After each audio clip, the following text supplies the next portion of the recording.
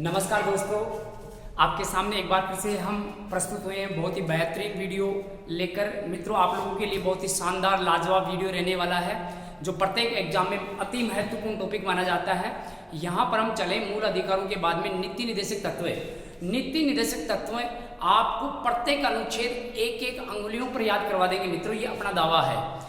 आपको अगर पसंद आए वीडियो की वास्तव में अच्छा है तो चैनल को सब्सक्राइब कीजिए, बेल आइकन तो को दबाइए और वीडियो को ज़्यादा से ज़्यादा शेयर कीजिए। मित्रों, दावे के साथ कह रहे हैं कि सारे के सारे अनुच्छेद चुटकियों में याद करवाने वाले हैं और इसके अंतर्गत बहुत ही महत्वपूर्ण ये आप लोगों के लिए साबित या वरदान साबित होने वाला है। मित्रों, आपके सम्मुख लिखा हुआ है नीति निर्देशक तत्व। नीति निर्देशक तत्व की बात करें तो ये हमने आयरलैंड के संविधान से ग्रहण किए हैं और आयरलैंड के संविधान ने स्पेन के संविधान से ग्रहण किया है। मित्रों, इसका व्यापक रूप 1935 के अधिनियम में देखने को मिला और इसका वर्णन हम बात करते हैं तो यहाँ विस्तार से देखते हैं। भाग हो गया 4, अनुच्छेद 36 से 51 तक नीति निर्देशक तत्वों का वर्णन किया गया है।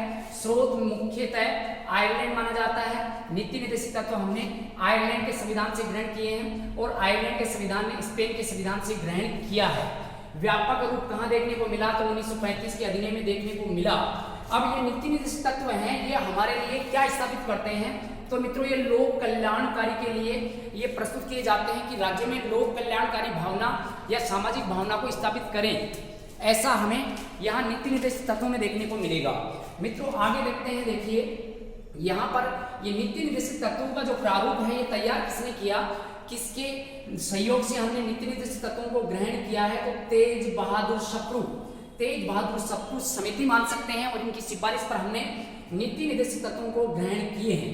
अंतरात्मा, नीति निर्देशक तत्व एक संविधान की अंतरात्मा है और आत्मा कहने वाले कौन हो गए मित्रों, ग्रीनविल आइंस्टीन हो गए। ग्रीनविल आइंस्टीन ने कहा कि संविधान की अंतरात्मा के अंतर्गत हम ये नीति निर्देशक तत्वों को रख सकते हैं। मित्रों, इसी कड़ी में हम आगे चलें तो यहाँ पर मित्रों आगे बढ़ते हैं। ये हो गए अपने संविधान के कथन। देखते हैं कि प्रमुख कथन अपने लिए कौन कौन से कथन महत्वपूर्ण रहने वाले हैं।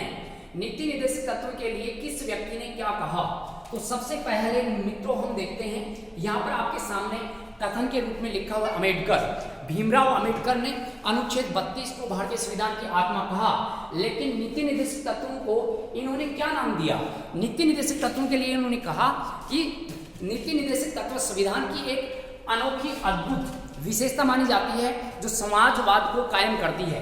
मित्रों, ये लिखा हुआ है संविधान की अनोखी विशेषता। संविधान की कैसी विशेषता मानी गई मित्रों, अनोखी विशेषता के रूप में इसको स्वीकार किया गया है जो समाजवाद को समर्पित है। किसको समर्पित है मित्रों, समाजवाद। मतलब ये अम्बेडकर ने ऐसे कहा कि अगर मान लो नीति निर्देशक तत्वों में समाजवाद भावना नहीं है तो ये समाजवाद क्या है, ऐसा कोटेशन कहा है किसने, अम्बेडकर ने। इसी कड़ी में हम आगे चलते हैं तो देखो हम अम्बेडकर ने और क्या कहा, राज्य की नैतिक आवश्यकता और शैक्षणिक महत्व को स्थान देने वाले जो हैं वो नीति निर्देशक तत्व हैं।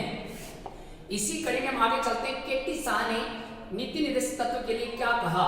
मित्रों, आपके सामने लिखा हुआ है केटी शाह। ये भी महत्वपूर्ण कोटेशन है, कई बार एग्जाम में पूछा हुआ है और इसमें कहा गया कि ये नीति निर्देशक तत्व बैंक का एक ऐसा चेक है जो बैंक की इच्छा के अनुसार इसका भुगतान किया जाता है। ये आपके सामने लिखा हुआ है, बैंक का एक ऐसा चेक जो बैंक की इच्छा अनुसार क्या होता है मित्रों, भुगतान होता है। ऐसा कहा है किसने, केटी शाह ने कहा है। फिर आगे चलते हैं। ठाकुरदास भार्गव जिसने प्रस्तावना को भारतीय संविधान की आत्मा कहा और यहाँ पर नीति निर्देशक तत्वों को इन्होंने क्या कहा मित्रों, नीति निर्देशक तत्वों के लिए ठाकुरदास भार्गव ने कहा कि संविधान का प्राण हम कह सकते हैं। संविधान का प्राण क्या है, नीति निर्देशक तत्व या नीति निर्देशक तत्व संविधान का क्या है मित्रों, सार तत्व है। तो ठाकुर जी तो सार तत्व बता रहे हैं, ये भागने का काम नहीं कर रहे, ये सार तत्व बता रहे हैं, ये प्राण बता रहे हैं। ऐसे हम चलें आगे मित्रों तो आपके सम्मुख लिखा हुआ है आइवर जेनिंग्स। और आइवर जेनिंग्स एक विदेशी राइटर था और इसने कहा कि देखो नीति निर्देशक तत्व ये झूठा दिखावा है। इन्होंने इसको क्रमकांड कहा है। तो आइवर जेनिंग्स को ध्यान रखना, आइवर का मतलब ड्राइवर है और ड्राइवर बुराई कर रहा है, ऐसे आपको ध्यान रखना है। ड्राइवर बुराई क्या कर रहा है कि ये झूठा दिखावा है एवं इसको कर्मकांड हम कह सकते हैं। लक्ष्मीमल सिंधवी। लक्ष्मीमल सिंधवी ने क्या कहा? सिंधवी संविधान संजीवनी। इसको याद रख सकते हैं, सिंधवी संविधान संजीवनी, भारतीय संविधान की संजीवनी। ये नीति निर्देशक तत्वों को मानते हैं कौन? लक्ष्मीमल सिंधवी। तो ऐसे हम ध्यान रख सकते हैं मित्रों, ये अपने सिंधवी का कोटेशन हो गया। आगे हम चलते हैं तो नीति निर्देशक तत्वों का उद्देश्य क्या है? उद्देश्य की बात करें तो मित्रों आपके सामने अभी पहले कहा था कि ये समाजवाद राज्य की स्थापना करते हैं। नीति निर्देशक तत्व किसकी स्थापना करते हैं मित्रों? समाजवाद, सामाजिक भावना इसमें स्थापित है। लोक कल्याणकारी राज्य की स्थापना करते हैं। कैसे राज्य की स्थापना करते हैं? जो लोक हित में हो, लोक कल्याणकारी हो, या हम कह सकते हैं कि लोगों के हित में कार्य करने वाले तो नीति निर्देशक तत्व है। लोक हित को स्थापित करने वाले हो गए नीति निर्देशक तत्व, ये इनका उद्देश्य है। प्रकृति कैसी है? देखो, नीति निर्देशक तत्वों की प्रकृति सकारात्मक मानी जाती है, जबकि मूल अधिकारों की जो प्रकृति मानी जाती है मित्रों नकारात्मक मानी जाती है। सकारात्मक एवं आदर्शवादी इनकी प्रकृति मानी जाती है। इसी कड़ी में अब आगे चलते हैं मित्रों, एक एक अनुच्छेद को याद करते हैं। यहाँ पर अनुच्छेद 36 में राज्य शब्द की परिभाषा दी गई है। मित्रों याद रखिए, अपने मूल अधिकार अनुच्छेद 12 से शुरू होते हैं और 12 में भी राज्य की परिभाषा दे रखी है। तो यहाँ पर नीति निर्देशक तत्वों की शुरुआत 36 से होती है और ये भी राज्य की परिभाषा है। मित्रों कभी आ जाए कि नीति निर्देशक तत्वों के अंतर्गत राज्य की परिभाषा दी गई है तो भाग 4 और अनुच्छेद 36, और राज्य की परिभाषा मूल अधिकारों में भाग 3 और अनुच्छेद 12, ऐसे हम ध्यान रख सकते हैं। नेक्स्ट चलते हैं मित्रों, नेक्स्ट में देखिए 37 अनुच्छेद आप लोगों के लिए बहुत ही महत्वपूर्ण है, जो कई एग्जामों की दृष्टिकोण से ये अति महत्वपूर्ण माना जाता है, कई बार पूछा हुआ है। अनुच्छेद 37 ये नीति निर्देशक तत्व वाद योग्य नहीं है, जबकि मूल अधिकार वाद योग्य हैं। ये परिवर्तनीय नहीं है, इनको हम परिवर्तित नहीं कर सकते, इनको न्यायालय में चुनौती नहीं दी जा सकती। मित्रों तीनों की तीनों लाइनें बहुत महत्वपूर्ण है और ये 37 में है। किसमें मित्रों? 37 में। तो आप इसको ऐसे याद रखो कि हम 37 वर्ष के हो गए, अब किसी से वाद नहीं करेंगे, हम अपने आप में कोई परिवर्तन नहीं करेंगे क्योंकि परिपक्व हो चुके हैं। अब हम अपनी तरफ से किसी को न्यायालय में चुनौती नहीं देंगे। तो 37 वर्ष के हो गए तो हम वाद नहीं करेंगे, और 38 वर्ष के हो गए तो लोगों का क्या करेंगे मित्रों? कल्याण करेंगे। लोगों का क्या करेंगे? कल्याण करेंगे। तो अनुच्छेद 38 में देखो आगे लिखा हुआ है कि लोक कल्याण को राज्य बढ़ावा देता है। तो इसके अंतर्गत 38 में और क्या बातें कही गई है? 38(1) में क्या है मित्रों? लोगों के लिए हम सामाजिक व्यवस्था स्थापित करेंगे। कैसी व्यवस्था स्थापित करेंगे? सामाजिक व्यवस्था जो समाज के लिए, समाज को बढ़ावा देने वाले हो और अपने लोगों के हित में हो। तो मित्रों आगे लिखा हुआ है सामाजिक और राजनीतिक न्याय का वर्णन अनुच्छेद 38(1) में किया गया है। 38(1) में आगे चलते हैं। 38(2) में क्या है? 38(2) में मित्रों ये भी महत्वपूर्ण है और हम याद रख सकते हैं 2। तो राज्य में आर्थिक विषमताओं को क्या करेंगे? कम करेंगे। आर्थिक विषमताओं को क्या करेंगे? कम। 2 कम, ऐसे याद रख सकते हैं। 38(2) कम। तो यहाँ पर अनुच्छेद 39 बहुत ही महत्वपूर्ण रहने वाला है। आरएस में भी यहाँ से प्रश्न पूछा गया दोस्तों, और ये अपने लिए अति महत्वपूर्ण अनुच्छेद नीति निर्देशक तत्वों के अंतर्गत रखा जाता है। आर्थिक समानता, ये हमें कैसी समानता देता है मित्रों? आर्थिक समानता देता है। और इसी 39 में मोटे रूप से पूछा जाए तो समान कार्य के लिए कैसा वेतन दिया जाएगा? समान वेतन दिया जाएगा। ये वर्णन अनुच्छेद 39 करता है। अब मित्रों हम चलते हैं 39 ABCD में। मित्रों यहाँ पर A दूसरी ABCD में लिखा हुआ है। अगर पहली ABCD में लिखा हुआ हो तो वहां पर निःशुल्क विधिक सहायता का वर्णन मिलता है, जो आरएस में पूछा गया था। यहाँ पर देख लो आपके सामने लिखा हुआ है 39A, और ये दूसरी ABCD में। दूसरी ABCD में है तो A में क्या है? महिला और पुरुष दोनों को, महिला और पुरुष दोनों के लिए हम क्या करेंगे? आजीविका प्रदान करेंगे। आजीविका के लिए 39A है। 39A। बी में देखते हैं 39B क्या कहता है कि सार्वजनिक हितों की हम क्या करेंगे? पूर्ति करेंगे। सार्वजनिक हितों की क्या करेंगे मित्रों? पूर्ति करेंगे। ये वर्णन कौन सा करता है? पूर्ति बी करता है। तो सी में क्या है? 39C राज्य आर्थिक संसाधनों के केंद्रीकरण को रोकेगा। राज्य आर्थिक यहाँ पर संसाधनों में जो केंद्रीकरण होता है उसको रोकने का कार्य कौन करेगा मित्रों? राज्य करेगा। इसी के अंतर्गत चले तो यहाँ पर बी के बाद में सी के बाद में डी आ गया है और डी क्या कहता है? महिला और पुरुष समान कार्य के लिए समान वेतन। आप लिख लो मित्रों, ये इंपॉर्टेंट है। यहां पर 39 की बात करें तो 39 डी आ गया और डी आ गया तो डॉन आ गया है। कौन आ गया मित्रों? डॉन आ गया। और डॉन ये कहता है कि मैं आ गया हूं कि वेतन महिला हो या पुरुष उनको समान कार्य के लिए कैसा वेतन दिया जाएगा मित्रों? समान वेतन दिया जाएगा। तो ये डी डॉन याद रख सकते हैं। और डॉन कहता है कि समान कार्य के लिए क्या दिया जाएगा? समान वेतन दिया जाएगा। बहुत ही जबरदस्त वीडियो रहने वाला है आप मित्रों, आप लोगों के लिए, और बहुत ही लाजवाब यहाँ पर आप लोगों के लिए साबित होने वाला है। एग्जाम के दृष्टिकोण से अति महत्वपूर्ण 39 कौन सा लिखा है मित्रों? ई। और इसमें क्या है? महिला और पुरुष हेतु क्या करेंगे? पोषण देंगे या स्वास्थ्य से संबंध रखेंगे। तो महिला और पुरुष के पोषण के लिए ई कर रखा है। ई का मतलब इमरजेंसी हो गया मित्रों, इमरजेंसी। और इमरजेंसी महिला और पुरुष दोनों के लिए हम इमरजेंसी में क्या करेंगे? पोषण की व्यवस्था करेंगे, उनके स्वास्थ्य को सही करेंगे। और इमरजेंसी में जिसका स्वास्थ्य खराब हो जाता है वहां इमरजेंसी में लेके जाते हैं, तो इमरजेंसी हो गया ई। फिर मित्रों देखते हैं एफ। 39 एफ में क्या है? राज्य में एफ हो गया। तो यहाँ पर बच्चों के लिए क्या करेंगे? अनुकूल दशा स्थापित करेंगे। एफ का मतलब बच्चे अपने फ्रेंड हो गए और इन फ्रेंडों के लिए हम क्या करेंगे मित्रों? अनुकूल दशा स्थापित करेंगे, बच्चे अपने फ्रेंड। तो ये 39 एफ हो गया। अभी मित्रों बताया था 39 बड़ी एबीसीडी में आ जाए तो ये आप लोगों के लिए इंपॉर्टेंट है, बहुत ही महत्वपूर्ण है। और ये आरएस में भी पूछा गया था, सुमेलित करवाया गया था मित्रों। आरएस में एक तो ये आया था। आगे देखते हैं निःशुल्क विधिक सहायता।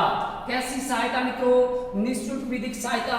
और निःशुल्क विधिक सहायता 42वां संशोधन 1976 में जोड़ा गया। 1900 कब जोड़ा गया मित्रों? 76 में जोड़ा गया। इसी कड़ी में हम आगे चलते हैं। 40 सब जानते हैं ग्राम पंचायतों का गठन है 40 में। और ये गांधी जी का सपना था कि ग्राम पंचायतों का गठन हो, क्योंकि गांवों में ही भारत की क्या आत्मा निवास करती है, ये गांधी जी कहा करते थे। और ग्राम पंचायतों के गठन का वर्णन 40 सभी को याद रखना है। 40 हो गए तो ग्राम में हम चलेंगे और ग्राम का गठन करेंगे। अब हो गए 41 के हो गए मित्रों, बहुत ही शानदार ट्रिक रहने वाला है। 41 के हो गए हैं तो बूढ़े हो गए हैं, और बूढ़े हो गए हैं तो कामकाज के लिए अपनी सहायता कौन करेगी? सरकार करेगी, मतलब पेंशन देगी।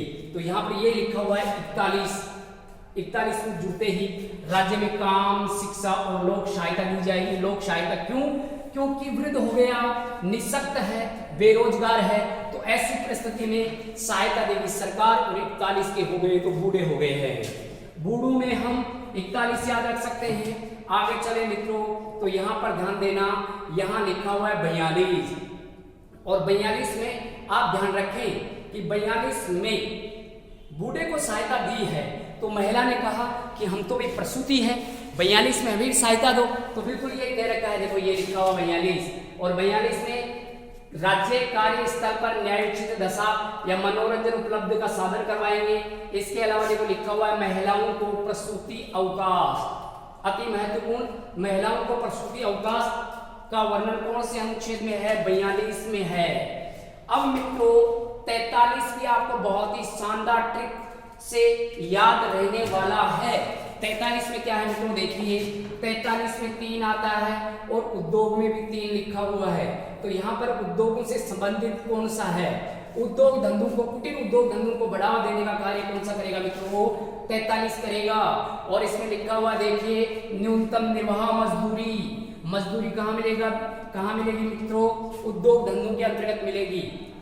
अब इसमें 43 ए में क्या जोड़ा गया है? ए में जोड़ा गया है कि 42वां संशोधन 1976 में राज्य में कामगार या कामगारों की मजदूरी सुनिश्चित की जाएगी। ये सुनिश्चित करता है मित्रों 42वां संशोधन छोटी एबीसीडी में ए। फिर चलते हैं बी में है 97वां संशोधन।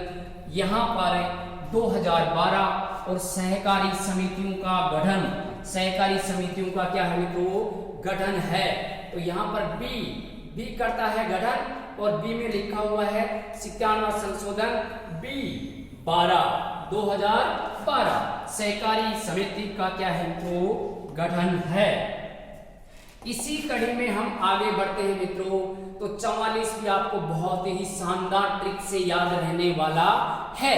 कैसे रहेगा याद, 4 मतलब दोनों में समान, दोनों में 4 क्या है मित्रों, समान है। तो समान है तो हम याद रखेंगे समान नागरिक संहिता, और ये भी अपने लिए इंपॉर्टेंट अनुच्छेद साबित हो सकता है। समान नागरिक संहिता का वर्णन अनुच्छेद किस में कर रखा है मित्रों, 44 में कर रखा है। मित्रों बहुत ही शानदार तरीके से आपको ट्रिक या लॉजिक के आधार पर ये अनुच्छेद याद करवाए जा रहे हैं। चैनल को सब्सक्राइब कीजिए, ज्यादा से ज्यादा शेयर कीजिए। 45 ये भी अपने लॉजिक से याद रहने वाला है। 45 में पै और पढ़ाई में भी पै। 45 पढ़ाई से संबंधित हो गया। मतलब यह है कि 6 से 14 वर्ष के बालकों को हम शिक्षा प्रदान करेंगे। ये नीति निर्देशित तत्व सामाजिक हित के लिए कार्य करते हैं। तो ये 45 क्या हो गया मित्रों, पढ़ाई हो गया। और पढ़ाई में 6 से 14 वर्ष के बालक हो जाएंगे। इसी कड़ी में हम आगे चले मित्रों। तो यहाँ पर 46 और 46 को आप याद रख सकते हैं। इसके अंतर्गत SC ST और दुर्बल वर्ग की जो शिक्षा है उनका वर्णन किया गया है। तो 45 पढ़ाई और 46 भी पढ़ाई, 45 पढ़ाई और 46 भी पढ़ाई। 45 पढ़ाई बच्चों की और 46 पढ़ाई दुर्बल वर्गों के लोगों की। ये 46 हो जाएगा। और 47 भी आपको याद रहने वाला है। 47 स्वास्थ्य, 47 किससे संबंधित हो गया मित्रों, स्वास्थ्य से संबंधित। मतलब यह है कि मादक पदार्थ और नशीले पदार्थों पर रोक लगाई जा सकती है जो हमारे स्वास्थ्य को क्या पहुंचा रहे हैं, हानि पहुंचा रहे हैं। तो 47 में हो जाएगा स्वास्थ्य। अब मित्रों देखिए आगे बढ़े। तो यहाँ पर 48 भी आप लोगों के लिए महत्वपूर्ण अनुच्छेद साबित हो सकता है। 48 में कृषि और पशुपालन है। 48 में कृषि और क्या है मित्रों, पशुपालन। कृषि 48 में होते ही कृषि, 48 में होते ही पशुपालन, ये हो जाएगा मित्रों किसमें, 48। और 48 कै ये भी अपने कृषि या पशुपालन से संबंधित हो गया। मतलब कै तो पर्यावरण और जीव संरक्षण। 48 कै किसी को हम कै का मतलब काटेंगे नहीं, गो हत्या नहीं करेंगे या किसी जीव को काटेंगे नहीं, तो कै हो जाएगा 48 कै। और 42वां संशोधन 1976 के तहत ये जोड़ा गया है। अब देखिए मित्रों आगे रहने वाला है 49। और 49 में हम ऐतिहासिक जो स्मारक हैं, पुरातात्विक स्रोत हैं, उनको हम बनाए रखेंगे। ये अपना दायित्व बनता है। तो ये समाज का दायित्व बनता है। तो ये किसमें हो गया मित्रों, 39 में हो गया। और ये पूछा गया था RSE, एक इसको कूट करवाया था। एक निःशुल्क विधिक सहायता 39 को पूछा गया था। और एक शायद 41 या 42 में से 41 आया था। इन 4 अनुच्छेदों को RS में क्या करवाया गया था मित्रों, कूट करवाया गया था। रहने वाला है याद यहाँ पर 50 का मतलब पृथक। 50 का मतलब क्या हुआ मित्रों, पृथक हो जाएगा। तो यहाँ पर 50 का मतलब हो जाएगा मित्रों पृथक। अनुच्छेद 50 में पृथक किसको पृथक किया गया है, कार्यपालिका से न्यायपालिका को क्या किया गया मित्रों, अलग किया गया, पृथक। अनुच्छेद 51 में अंतरराष्ट्रीय शांति बनाए रखेंगे, विदेश नीति रखेंगे। विदेश नीति के जनक या अंतरराष्ट्रीय नीति के जनक जवाहरलाल नेहरू हैं, जवाहरलाल नेहरू। इस प्रकार से हम बात करें तो अनुच्छेद 36 से लेकर 51 तक अपनी एक्सप्रेस क्लास हुई है, जिसके अंतर्गत आपको बहुत ही शानदार ट्रिक के माध्यम से आपको याद करवाने का पूरा प्रयास किया है। आप मित्रों, आप लोगों से हाथ जोड़कर विनती है कि अगर आपको समझ में आया हो तो आप बिल्कुल यहाँ पर कमेंट्स कीजिए और ज़्यादा से ज़्यादा चैनल को शेयर कीजिए। PCI हिंदी ज्ञान। टाटा, बाय बाय, जय हिंद, जय भारत।